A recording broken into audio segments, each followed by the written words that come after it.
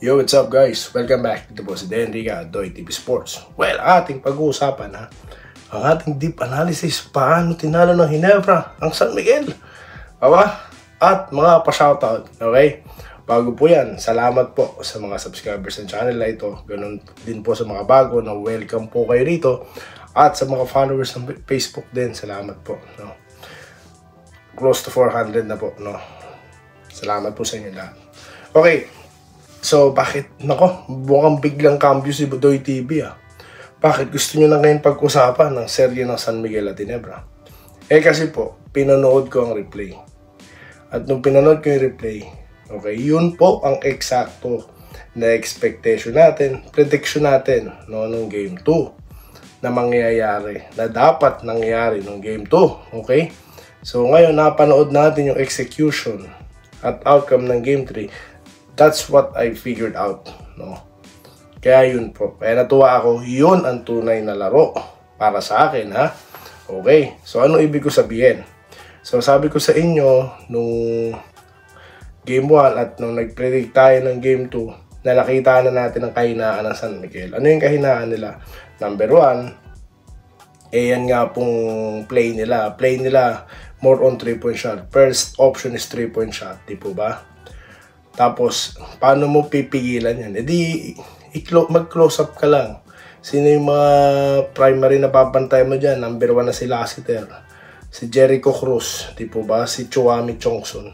Ganon kasimple. Di po ba? Kasi expect mo na gagawin ng San Miguel on the other hand. Di ba? Nakikita nila na magiging defensive liability si Abariento. So lahat yan predictable na. So, napaka-limited na po ng galawan dito na San Miguel. So, na-corner na sila. Okay? Kaso, nangyari nung Game 2 is hindi. Di ba? Daming feedback. May na daw po ang depensa. Malam niya. So, that's what yun ang hindi natin inaasahan nung Game 2 na nangyari. No? Na ginawa na nga nila nung Game 3. Okay? So, which is, ang sarap tuloy panoorin. Di po ba? Tikdikan. Dahil ang San Miguel, magre-resist at magre-resist sila. So, nung nakita natin, yung ginawa nila nung Game 1, tsinagaan nila sa loob, ang San Miguel, ganun pa rin, same pattern. 3-point kung may pagkakataon, kung may magandang shot selection. Ang San Miguel naman po, they can execute, no? Nakikita natin yun, yung 2 points, di ba? Yun nga lang, sabi na rin po ng commentator, nawawala yung patience nila, 3-point shot. Kasi nga po, sabi natin, yun nga yung kanilang primary source of offense. Kasi nga po, nandiyan naman si Junmar to take care of the rebounds, di po ba?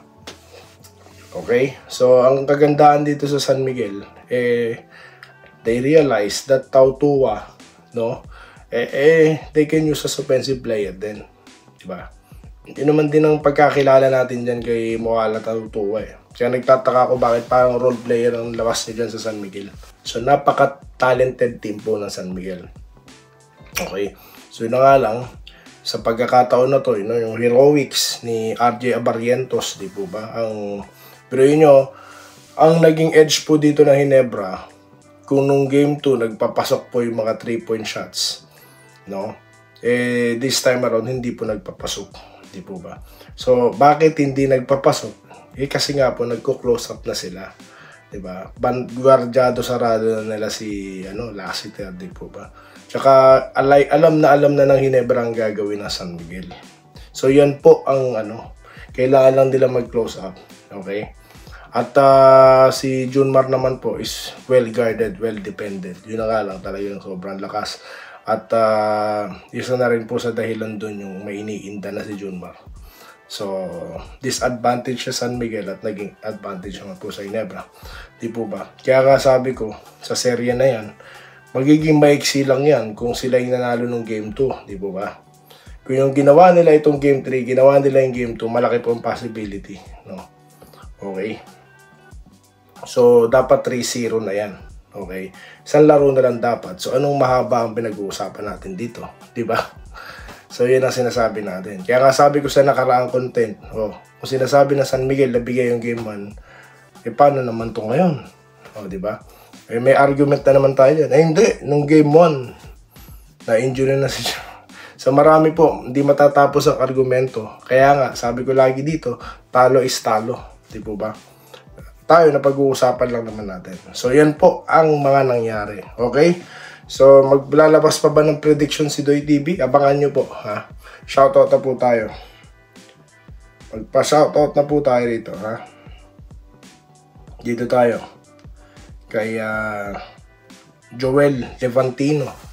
Okay, pa-shoutout naman. Doy, Levantino family po. Shoutout sa inyong lahat. Salamat po. At sa Volt Harold ng Balanga, Bataan. Ayan. Shoutout po sa mga taga Bataan. Sa kanila pong manager, no? Barangay fan din daw po. Okay? Yan. At ang mekaniko namin. Ayan po. Shoutout po sa mga mekaniko. No? Shoutout po sa inyo. Dito tayo kay Elmer Mangilaw or Mangila. Sa Game 4 SMB na naman nanalo. Patay tayo dyan. Patay tayo dyan. Paglalabas tayo ng prediction. I decided now, no? Ano yan? Abangan nyo na lang, ha? Ma'am Irene Kille, shoutout po. Ronald Saturnino, nagko-congratulations. Andresito Lantaso na nag-good day. Sabi, babawi, iniintay ko yung vlog mo kagabi after the game, kaso wala. Yun, alam ko po yun, sir. Mahina po yung data ko dahil na-exceed na. Hindi ko na-upload bago ako umalis ng bahay. No? Remehia Tibay. Nagko-congrats daw po sa panalo kagabi. Good job. Okay? Sana paikot ng tao. Ganon din daw sana magpaikot ng tao si Coach Tim Con. Okay?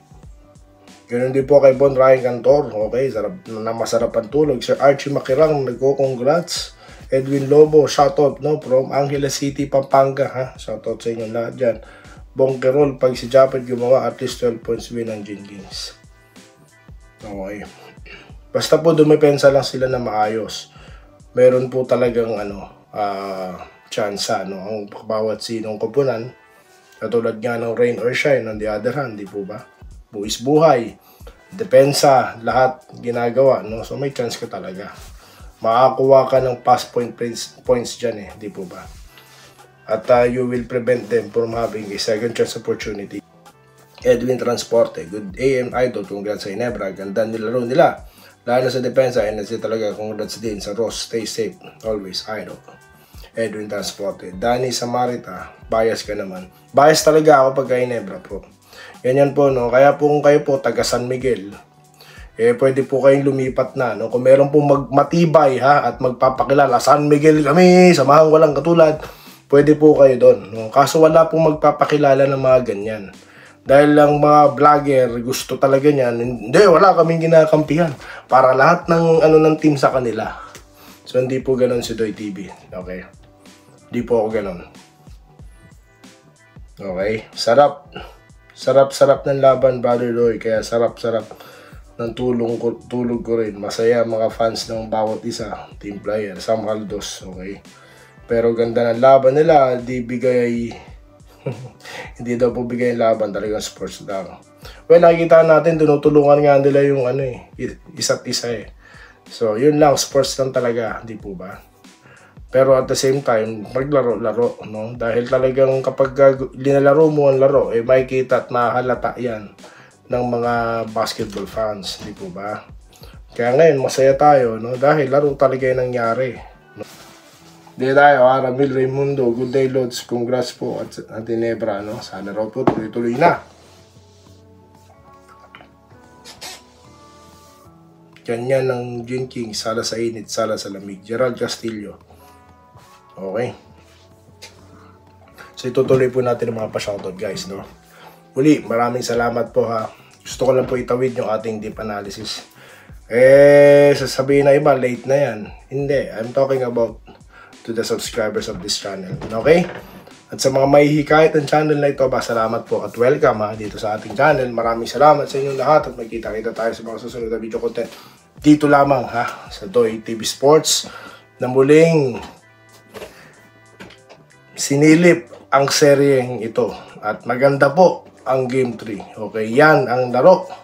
Yan ang ating Yan ang ating ikinatutuwa ngayon. Kasamahan natin lahat ng mga subscribers dito. 16,000 strong po ito. Going to 17K na. Maraming salamat po sa inyo lahat. Salamat po sa panonood. Subscribe na para sa mga susunod na basketball at boxing videos.